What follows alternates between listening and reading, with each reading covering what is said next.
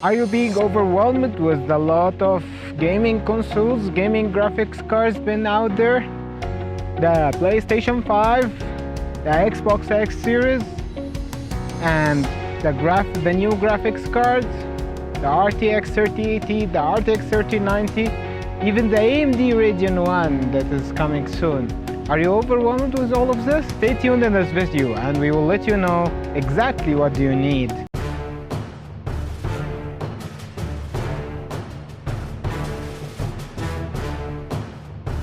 Okay, so hello again.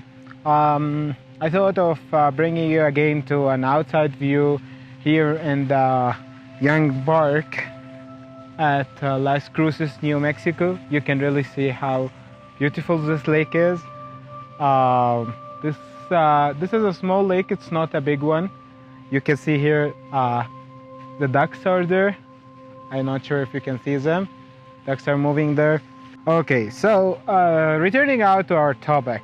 So today, as you have been seeing a lot of new technology regarding gaming or workstation. So starting with the PS5, so you know that we have now for the gaming consoles, we have three options. We have a PS5, we have a Xbox X series, we have the Xbox S series. But really for the gaming consoles, we are really having this serious battle between them that's happening between Sony and Microsoft on the PlayStation platform and on Xbox platform as well. So let's just start by comparing between the PlayStation, Sony PlayStation, and the Xbox series, the new series of X series and S series, and let's see. So imagine the gaming console that we have now, even from Sony or Microsoft. Both are the same as you are buying a gaming PC. So they have both CPUs, they have a memory card, they have a graphics card inside.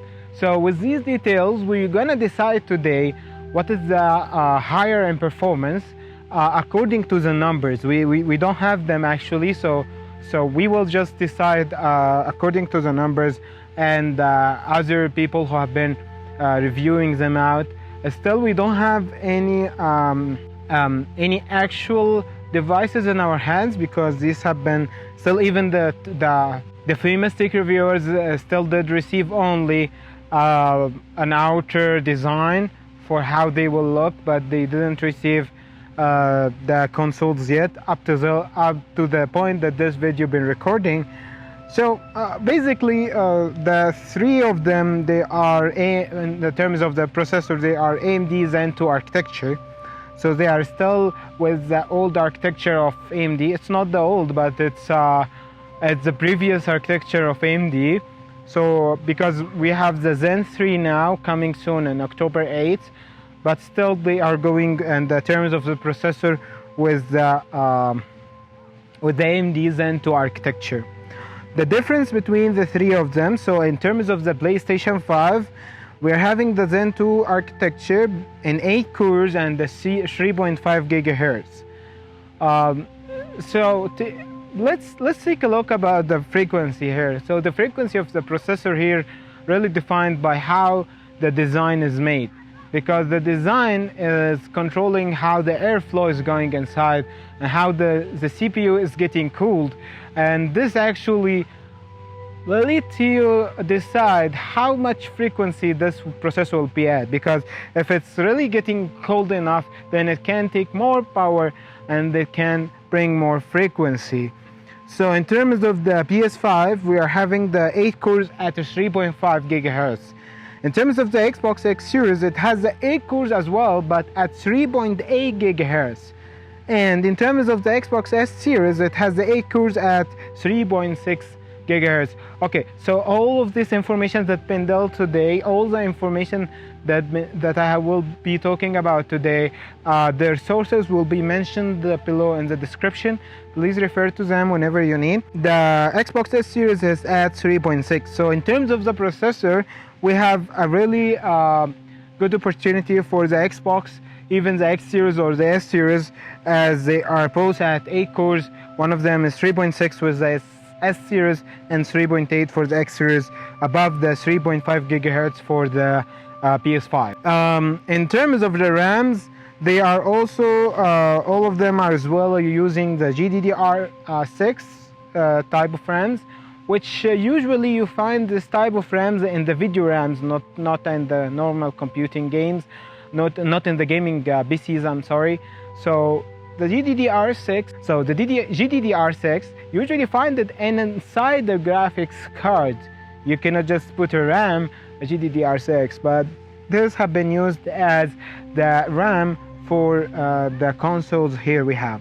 So we have 16 gigs of GDDR6 in both the PS5 and the Xbox X. But just to let you know, it's not only decided by how much space. There's two other things that we need to focus on when we are talking about RAMs. So we need to know how wide is the bus that is used to transfer things between the RAMs and the motherboard, or yeah, so basically this gaming console have a motherboard inside. So how this being transferred between the RAMs and the motherboard. So in terms of this, so the PS5 here is at 256-bit bus. So it has 256-bit that can be transferred through the bus at a 448 gigabyte per second. Okay, in refer to the Xbox X, it's 320, so 320-bit wide bus. So this is actually at maximum of 560 gigabyte per second at one of them, which is a 10 gig, and the second one is 6 gig at 336. So in terms of the speed and the wideness of the bus, the Xbox X wins here. So this all are theoretically speaking. In terms of normal life or normal gaming experience, you will really need to take this to another level to test it and see how it will perform. But this, in terms of the wordings here, we have here the Xbox X series is beating the PS5 at the RAMs as well as the processors. At Xbox S series, we have a 10 gig only of GDDR6 as well. So it's even lower than both, which is really normal since the Xbox S series was made as a budget gaming console for those who cannot afford the Xbox X series. In terms of the inside storage, all of them are having the NVMe SSD storage.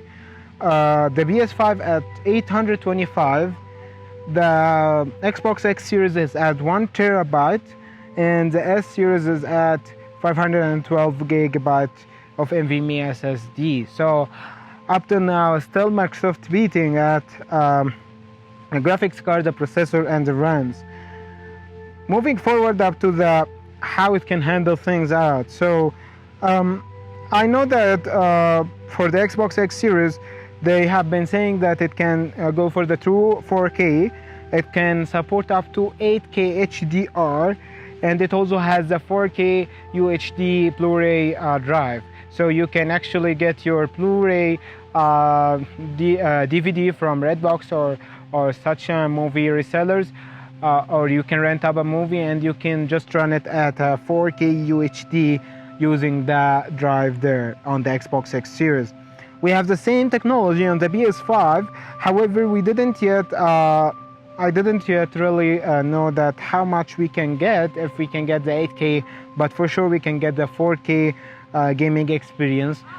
Still not sure about the 8K support here, but since we will say this and soon, but there will be something that will refer that it can maybe drive an 8K HDR as well. So for the Xbox S series, it's really the most really relevant thing to do is having a monitor of 1440p, and it can support up to 4K, but really at this point 1440p is really the best thing to have for the Xbox S series. And by the way, the PS5 and the Xbox X series, they are all supporting an external HDD, so you can just get them an external HDD and you can just do it. going to the exciting moment. Yes, the GPUs. The GPUs really are really not NVIDIA GPUs. They are AMD GPUs as well. Okay, then you will tell me the latest GPU from AMD, it was the RX 5700 XT, and literally it's nothing compared to the 30 series of NVIDIA. Then you didn't really hear the rumors about the RX 6000 that is coming soon, the Radeon RX 6000 that is coming soon, which is what we will see in these gaming consoles.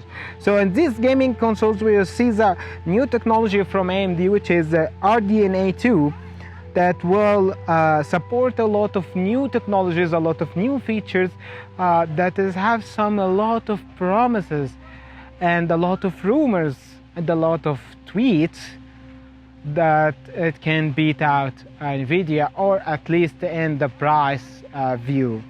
So in terms of the PS5, we are having the RDNA 2 AMD technology for GPU at a 10.28 teraflops. Okay, I know that this is a lot of technical detail that you may not really make use of it, but let me say this at the end, and I will tell you why we are saying the teraflops or the frequency.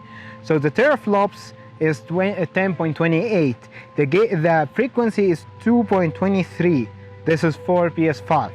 Xbox X series is having the 12 teraflops at 1.825. Still RDNA 2 AMD GPU. The Xbox S series is having only 4 teraflops at 1.5 gigahertz. Okay, what does really this mean to you as a customer? It really means, when we talk about the teraflops, is the computing power. How much computing power? I will not go into details because really this is not your part here, but if we have a 12 teraflops, this is a computing power more than the 10.28 teraflops. So we are having Xbox Series GPU inside is performing better than the PS5 in terms of the teraflops, in terms of the computing power. But still, in the Xbox X Series, the frequency is lower. And we will increase the teraflops and we increase the number of cores that is working inside the GPU, the frequency gets lower. Okay, that's a lot of technical, I know. So many games really depend on the hyper-threading, or what I mean by running a multiple instance on the same GPU card. So it can make use of parallelism. It can work in parallel ways to perform better. And some other games really make use of the single core, or maybe or the high frequency for the single core. So it really depends on the game. So if you have a game that really depends on a single core more than, or the frequency of the single core more than the parallelism of the core, then the PS5 will be great for you. But in terms, because of the frequency is higher with a normal or a very good teraflops compared to the current graphics card that we have. But in terms of the Xbox X Series, we have the multi-instance, the multi-threaded games that can work out, and they will be working fine on the Xbox X Series. So this is really dependent on the game. Since we don't know how the games are being developed, so you have really to go to the games and see the minimum requirements to make sure how this is gonna go. And if they don't let you know how this is happening, then you can refer to the gaming part, gaming PC part. So let's go for GTA for an example. Let's see how much it requires from the gaming PC setups, and then you can refer to the gaming console. So let's say it really needs something like the 2080 Ti to run good.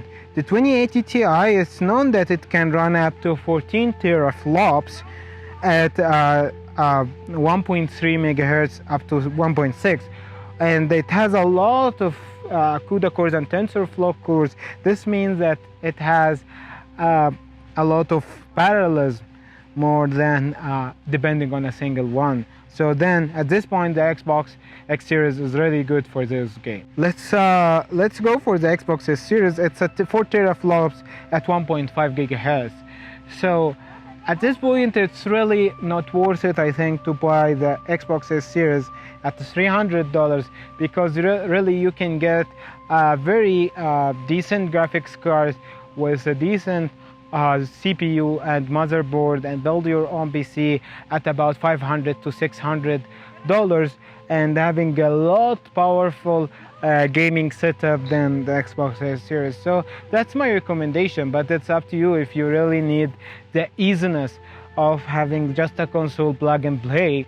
Then Xbox S Series is your demand, then if you don't have the budget to get the Xbox X Series.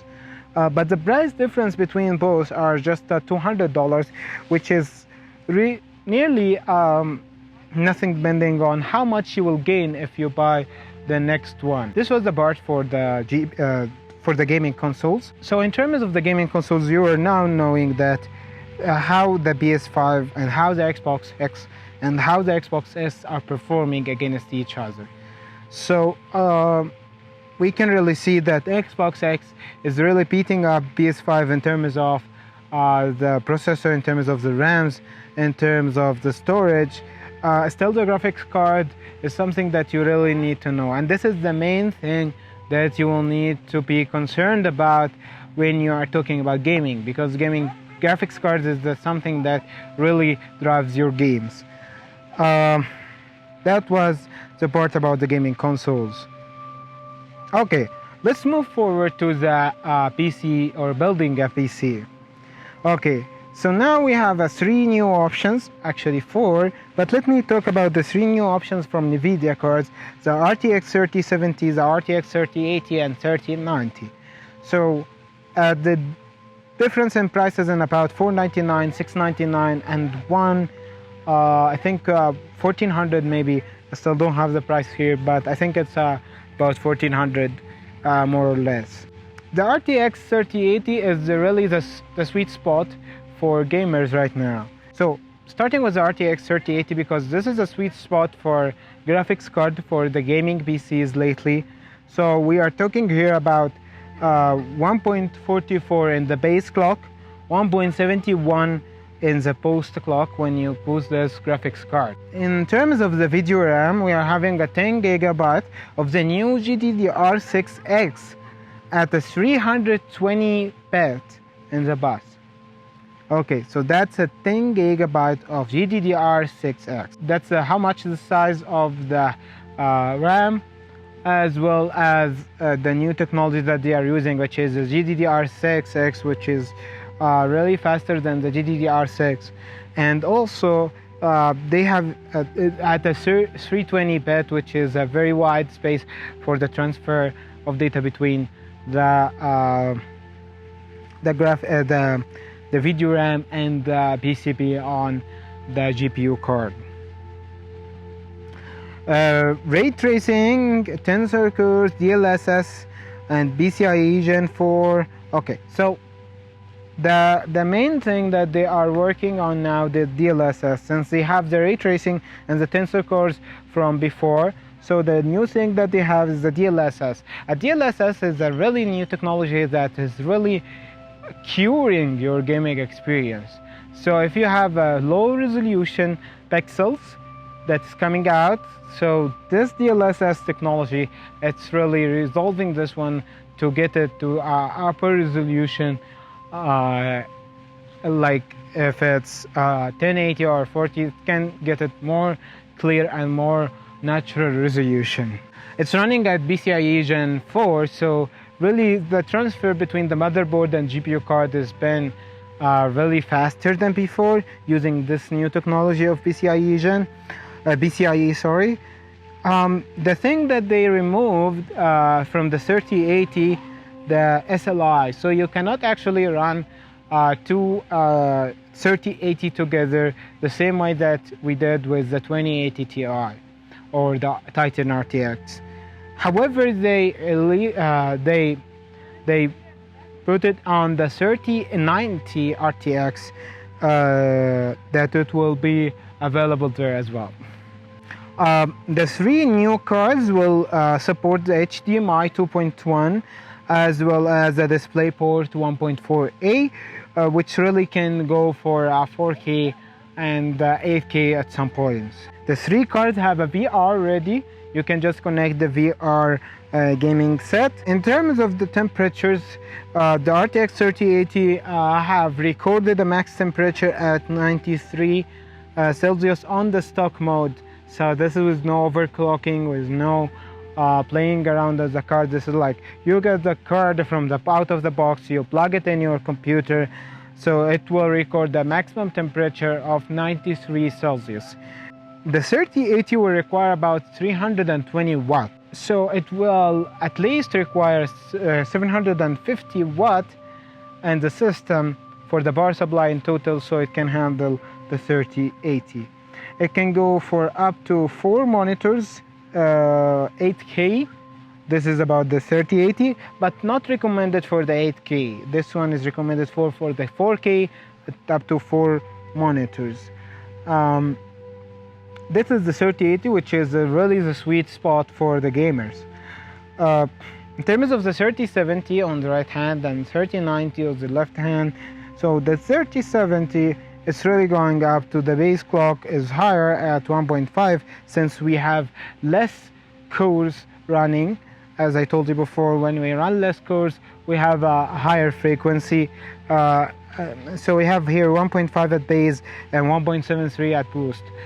You have an 8 gig of GDDR6X, 8 gig of GDDR6 at a 256 bit. So if you're gonna go and buy the 3070, I'm really not sure what graphics card you have, but really if you have a 2080 Ti or a 2080 Super or a 2070 Super or even a 2080 normal, getting a 3070 here is not a good choice, since really it is not doing anything really except the DLSS and the PCIe Gen 4. But really there is nothing more that you can really have in terms of the new technologies. It can run up to the 93 degrees Celsius, as I told you, on the 3080. It needs a 220 watt to work, so at least you should have a 650 watt in your system. So really the 3070, I don't really recommend anyone to buy it at this point, because really it doesn't add up more to the current GPU cards, whatever you have. Moving forward to the RTX 3090 at the base clock of 1.4 and the booster clock at 1.7. 24 gigabyte of GDDR6X at 384 bit. This is a huge technology in one PCB.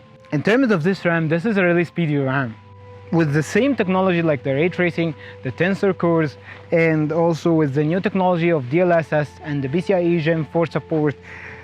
This is really a huge jump into the future of gaming. It can hold up to 8K monitors of 8K4 monitors at a 93 degrees Celsius on the Founder Edition. So running this on the Founder Edition card really got them a 93 temperature. I really know that, I don't know about the Founder Edition, but I really saw a lot of tech reviewers have been dealing with the RTX 3090 and on the MSI version or the Asus stuff one, and it's really deriving a lot of power using their own cooler system, because really this GPU card, if it's really cooled well, it is just a beast. Nothing more to talk about. You can refer to the Linus Tech Tips video of when he was playing the 8K Doom Eternal Ultra Nightmare mode on the latest LG monitor and the latest NVIDIA RTX 3090. I won't say I envy you, Linus, but Really, this video breaks my heart. So this card is really needing a 350 watt alone to drive its power. And you can know how much power it is to run a 3090 RTX inside a huge system like this. So the whole system needs a minimum of 750. I would say 750 is really low, because if it takes 350 and you are taking a Threadripper on the way, and then you have no much left on your hand to overclock. So 850 is really a good stand for me, but NVIDIA requires a 750 power supply so it can work good. This is actually, the 390 is actually not the gaming card that I actually recommend for normal gaming. You are really paying for things that you really won't experience right now. You will experience in the future, because when the 8K gaming comes in hand, but now you won't experience it. But for animations creators, especially animation creators, they use a huge amount of RAM in their blenders. If you really want to start your own animation creation business in your home, you need a 3090 at least. This is a 24 gigabyte of GDDR6X of RAM. This is what you need to do the animation in just a moment. So get the 3090 and you will have your chance against Pixar. Maybe? I'm not sure. Okay, let's stop talking about the 30 series. A lot of people have been talking about it lately, so I want to be the least one talking about it. But let's talk about the rumors of RX 6000. Yeah, nothing else. No information. The RX 6000.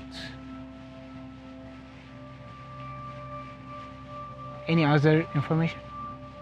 No, it's just the AMD Radeon RX 6000, the new one. Okay. It's RDNA 2. You remember when we heard the RDNA 2 before? Yes, you are right. The PS5, the Xbox X series, the Xbox S series. Okay. This is really getting me up to something here. So up to now we knew that the GPU inside the Xbox X series, which was the highest cores one, was running at 12 teraflops at 1.8 gigahertz RDNA 2 AMD GPU. And I think at this point I see that it was the Xbox X was running 16 gig of GDDR6 RAM at a 320-bit wide bus. So why I'm telling you this, since it's the same technology and the same RDNA 2 GPU, I would really say that it may be the moment for them to be the same as the Xbox X series.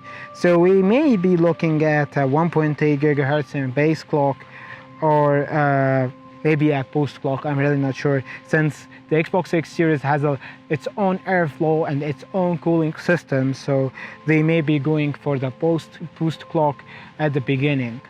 So we will see at least 1.8 gigahertz on this, and we will see a 12 teraflops. So comparing with the RTX 3080 here, we may say that we may have some differences in memory in terms of rumors and things like this, but in terms of the bit wide bus, it's the same as the Xbox X, so we won't see a huge difference in the amount of data transferred. But in terms of the speed, there will be a huge difference, since this is a GDDR6X. Unless RX 6000 is running the GDDR6X, which I'm really not sure about it. Since all the things that we heard of up till now in the RX 6000 is just rumors and tweets, so this is a 12 teraflops, which is really comparable to the 3080, and we are still having some rumors about other a series of this 6000 card, but we will see. Just in comparison with the RTX 2080 Ti, we had it at 1.3 and to 1.6 gigahertz, sorry, at a 14 teraflops, and 11 gigabyte of GDDR6 352, which was running at 616 gigabyte per second. This one was having 89 at the temperature, maximum temperature, and 2060 watt alone, and 650 for the system. Titan RTX was 1.3 to 1.7, 24 gigabyte of GDDR6. Okay, so you can. I will continue this because this is really a lot of numbers. So the RTX 2080 Ti, it was at $1,200 US, and Titan RTX was about $2,500. So in terms of comparison between the RTX 3080 and 3090, there is a lot of a huge price difference, and I think resellers as well as NVIDIA need to step up on these prices for the old cards.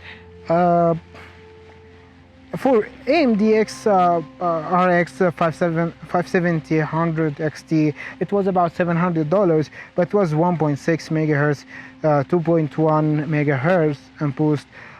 It had lower cores than the RTX ones, but what I can make sure of that it had a 19.51 teraflops.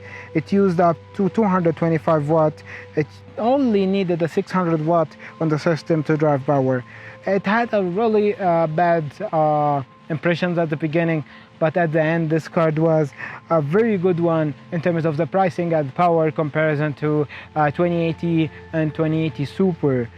It had a 4K display. It supports a display port 1.4 as HDMI at 4K 60 Hz. It was a VR ready. So a required system for the new RTX, I think the Ryzen 9 now becomes handy with the 3900 XT or even the 3950X. Both are handy. The 3900 XT is really, I think, at a price point of $400 maybe dollars. The 3950X at $710 US dollars. Getting a motherboard with a PCIe Gen 4 support. This can go to $125 US dollars with the new B550 that's been released. I think the sweet spot of the RAMs is 16 gigabyte of RAM at 3200 or 3600 DDR4. This is about max at 77 US dollars. Getting the RTX 3080 at $700 or the RTX 3090 at 1,000 US dollars. Fractal design, airflow cases, you need a lot of airflow here, so just take care when you are choosing your cases to have a good airflow, a mesh cases. That would be really very handy at this point. This can be starting from 56 US dollars up to 100 or maybe more US dollars. PSU, if you are getting the 3080, you can get the 750 or maybe the 850 for the 3090 at 130 US dollars or maybe less. In terms of the storage, you may need a NVMe PCIe Gen 4 to get your NVMe drive to put your Windows. Maybe this is a 500 gigabyte, at $100, and another SSD for your games, 2 terabyte maybe at at 190 US dollars. I would really recommend the Noctua Heatsinks and fans for your CPU cooling at this point at $70, starting from $70 up to a lot actually. In total you can get $2,200 building up a very decent, a very new PC. This all have been done using the new PC builder. You still have a lot of things to ask here, since most of these items are really out of stock, and you really need to think about it. So in terms of what we talked today, I would really recommend you, if you are not a professional PC builder, if you are not really knowing how to do it, or you need some relief in terms of getting your components set, just get a gaming console. Xbox X Series is a really good solution in all games, I think, and in terms of performance, they are performing well in words. So all I have been saying today is words from a trustworthy sources. You need to test this yourself. Moving forward, if you gonna build your PC, you're gonna get a decent one that can do your work, your gaming, your video editing, your animation creation. You can do a lot. You can even get that 8K LG monitors. They are not paying for this video. I'm just saying they are having very good ones. And you can start getting the 1390 and start getting your future res games. You are there. You are the one who to decide. So just some recommendations, but it all depends on your way of gaming or working. So it's your decision now. Just go and get whatever you want, or just wait, because AMD will maybe head the market with something really good.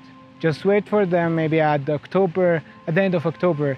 At the beginning of October, we'll have the Zen 3 processors, the 4000 processors from AMD. They will be not expensive, as the rumor says, but they will be a huge leap in performance towards all of the CPUs in the market. AMD have been beating themselves against no one, because Intel is not doing anything toward this up to now. Still, Intel has the i9 10th Gen still handy at some point, but I wouldn't recommend it since its price really is high toward the new AMD CPUs that is really beating themselves up to this point. Go get your PC or your gaming console and leave in the comment what did you see out there. Let me know if any of the information I did say today is not correct, or one of the sources is not trustworthy. Subscribe, like, and share. Always don't forget this. Thank you, and see you later.